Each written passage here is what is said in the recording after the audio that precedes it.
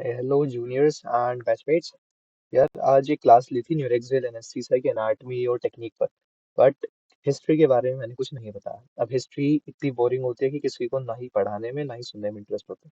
But actually में जब मैंने आज न्यूरेक्सियल एनेस्थीसिया की हिस्ट्री थोड़ी सी डिटेल में देखी तो समझ आया कि कुछ इंटरेस्टिंग पार्ट हैं उसमें। थोड़ा सा शेयर करके बताता हूँ आपको कि क्या एग्जैक्टली चीज़ें हैं न्यूरेक्सियल एनेस्थीसिया की हिस्ट्री में। अब ये जो दो बंदे हैं ना, यहाँ से कहानी शुरू होती है। पहला है हमारा लियोनार्ड कॉर्निंग। इन भाई साहब ने 1885 से कहानी शुरू की थी। तो जो न्यूरेक्सियल एनेस्थीसिया है स्पाइनल की एपिड्यूरल की जो हिस्ट्री है वो 1885 से शुरू है। अब 1885 में लियोनार्ड कॉर्निंग ने किया क्या, पहले तो कुत्तों में, डॉग्स में, और फिर बाद में ह्यूमंस में स्पाइनल एनेस्थीसिया दिया। अब प्रॉब्लम इस बेचारे के साथ हुई क्या, लियोनार्ड कॉर्निंग के साथ, कि इसने अपनी टेक्निक में ना तो ये बताया कि सीएसएफ आया था या नहीं आया था, और ना ही उसने ये बताया कि उसका जो टेक्निक थी उसमें उसका जो ड्रग लगा वो 8 times of the normal spinal anaesthesia drug क्यों लगा। तो इतना ज्यादा ड्रग उसने दिया तब भी उसका लेवल अचीव नहीं हुआ। सीएसएफ आया नहीं आया नहीं पता। तो इस कंट्रोवर्सी के चक्कर में, इवन दो उसने स्पाइनल एनेस्थीसिया 1885 में दे दिया, जो हमारा टैग है स्पाइनल एनेस्थीसिया का, जो first spinal anaesthesia in human का टैग है, वो बेचारे को नहीं गया। तो जो हमारे दाढ़ी वाले बाबा जी हैं, इनको तो नहीं मिला टैग। तो हम गए अपने मूछ वाले बाबा जी के पास।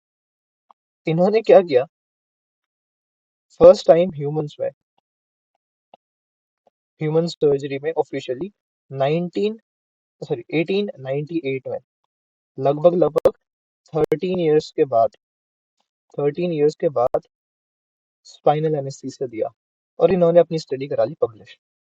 अब क्योंकि इन्होंने सीएसएफ के बारे में बताया, दूसरा जो ड्रग एडमिनिस्टर किया उसकी वॉल्यूम आज के जो स्पाइनल एनेस्थीसिया के ड्रग्स हैं उनकी वॉल्यूम से काफी मैच करती थी। तो मान के चला कि 1898 में ऑगस्ट बियर ने जो परफॉर्म किया वो स्पाइनल एनेस्थीसिया ही था। बट लियोनिक नियोलर्ड कॉर्निंग ने जो परफॉर्म किया वो मोस्ट प्रोबेबली एपिड्यूरल था। बट क्योंकि उसका कोई रिकॉर्ड नहीं है, तो वी कंसिडर कि August Bier is the pioneer for spinal anaesthesia. इन दोनों ने एक चीज कॉमन की, वो थी कोकेन एडमिनिस्ट्रेशन। तो जो लोकल एनेस्थीसिया यूज किया गया था वो था कोकेन। तो कोकेन के बारे में दो इंटरेस्टिंग चीजें हैं।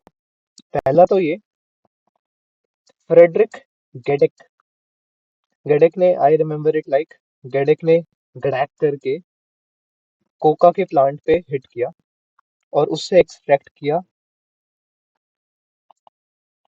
इरिथ्रोजाइलिन। तो इरिथ्रोजाइलम कोका जो प्लांट है, इरिथ्रोजाइलिन उसने एक्सट्रैक्ट किया जिससे कोकेन बना। अब इसने तो कोकेन बनाया है, तोड़ के निकाल दिया। अब ये जो कोकेन है ये फर्स्ट टाइम यूज किसने किया, किसने, लियोनार्ड कॉर्निंग ने या ऑगस्ट बियर ने? नहीं, इन दोनों में से किसी ने कोकेन पहली बार यूज नहीं किया। तो पहला क्लिनिकली जो कोकेन यूज किया था वो किया था कार्ल कॉलर ने। अब इसने क्या करा, कॉलर ने कूल बनने के चक्कर में क्या किया, ये कोकेन को अपनी आंखों में डाल दिया, आई ड्रॉप्स की तरह। अब ये क्योंकि थे ऑप्थेल्मोलॉजिस्ट, तो आंख के डॉक्टर ने अपनी ही आंख में कोकेन डाल दिया कूल बनने के चक्कर में। अब ये करने के बाद उनकी आंख हो गई एनेस्थेटाइज। तो पता नहीं है हिस्ट्री में ऐसे को लोग अपने ऊपर एक्सपेरिमेंट करने वाले क्यों होते हैं, but this was the first clinical use of cocaine to administer its local anaesthetic property. Karl Koller के बाद फिर ये दो आए जिन्होंने अपने स्पाइनल एनेस्थीसिया के लिए कोकेन यूज किया। तो this was the first thing about cocaine. तो अगर हम इनकी अल्टीमेट फाइट की बात करें, Leonard Corning and August Bier की, तो the winner is August Bier. इन दोनों के बाद आगे चलते हैं। फर्स्ट इंट्राथीकल मॉर्फिन यूज किसने किया, मतलब इंट्राथीकल और सब एरेक्नोइड स्पेस में ओपियोइड यूज, वो गया रेकोवियनसी पिटेस्टी, उन्होंने किया था 1901 में। तो इंट्राथीकल एडमिनिस्ट्रेशन ऑफ मॉर्फिन 1901 में हो गया था, पर एपिड्यूरल में मॉर्फिन देते देते 78 ईयर्स लग गए। तो पता नहीं क्यों इतना टाइम लगा, बट सब एरेक्नोइड स्पेस में मॉर्फिन 1901 के बेहर ने एपिड्यूरल मॉर्फिन दिया। ये सेकंड इंटरेस्टिंग फैक्ट था। अब आगे चलते हैं एपिड्यूरल के पास। तो जो लंबर एपिड्यूरल था ह्यूमंस में, वो यूज किया था हमारे भाई साहब पेजेस ने 1921 में। ठीक, बट पेजेस ने क्या किया, ये एक बार एडमिनिस्टर करके छोड़ दिया, बट इसकी जो पॉपुलैरिटी है, किसकी, लंबर एपिड्यूरल की जो पॉपुलैरिटी है या एक्सटेंसिव यूज है, और LOR loss of resistance technique के जो इन्वेंशन जिसने किया, वो थे हमारे डॉगलियोटी। इन डॉगलियोटी ने ही इस पेजेस की टेक्निक को पॉपुलराइज किया। अब जो डॉगलियोटी है इसका नाम इम्पोर्टेंट हमारे लिए क्यों है, क्योंकि डॉगलियोटी प्रिंसिपल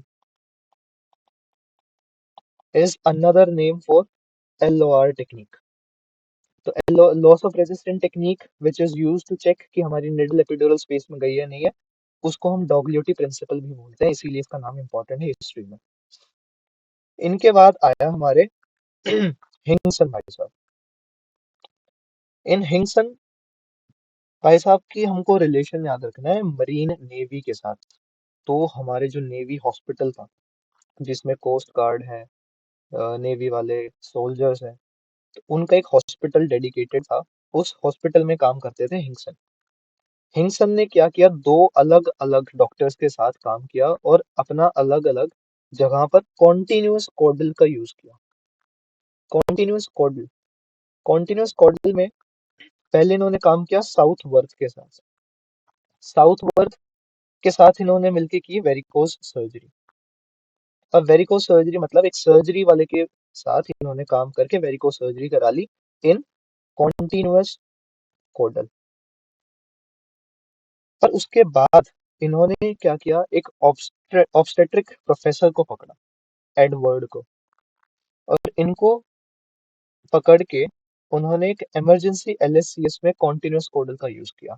हुआ क्या था यहाँ पर, एक कोस्ट गार्ड थे, उनकी वाइफ थी, उनकी हिस्ट्री थी कि उनको रिमेटिक फीवर हुआ था, उसके बाद रिमेटिक हार्ट डिजीज हुई, वेल्वुलर डिसऑर्डर, तो और मेट्स लेस देन 4, ब्रेथलेसनेस, तो जीए प्रेफर नहीं कर रहे थे सर्जन। अब एडवर्ड थे जो, उन्होंने कहा कि यार क्या करें, जीए तो नहीं दे रहे।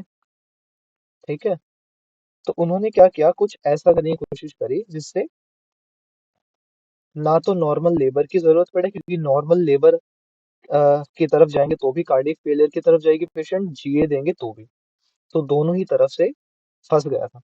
तब वहां पर हमारे रेस्क्यूअर आए, हिंगसन। हिंगसन ने कहा मैं कॉन्टिन्यूअस कॉर्डल एनेस्थीसिया देता रहूंगा और आप इमरजेंसी एनालिसिस कर लो फटाफट। This was the second use of Hingson's continuous caudal. और जो लास्ट हमारा इंपॉर्टेंट नेम है वो है कुर्बेलो, 1947, अपना इंडियन इंडिपेंडेंस डे ईयर के हिसाब से भी याद रखेगा। कुर्बेलो, कुर्बेलो ने क्या किया, लंबर एपिड्यूरल कैथेटर डाल दिया। अब कैथेटर जो डाला इन्होंने, वो किस सर्जरी में डाला, वो था ओवेरियन सिस्ट के पेशेंट था। ठीक है, और उन्होंने जो डाला उसमें ड्रग, वो एक इंटरेस्टिंग सी चीज है, उन्होंने 0.5% परकेन यूज किया, which is also known as dibucaine. तो मुझे नहीं पता था डिबुकेन भी ऐसे कभी हिस्टोरिकली यूज हुआ होगा, but this was one surgery where lumbar epidural catheterization was done and Perkane was used by Kurbel। तो ये थे हमारे कुछ इंपॉर्टेंट नेम। इसके अलावा ये एक लिस्ट है, अगर किसी को स्क्रीनशॉट लेना है तो इस लिस्ट का स्क्रीनशॉट ले सकता है।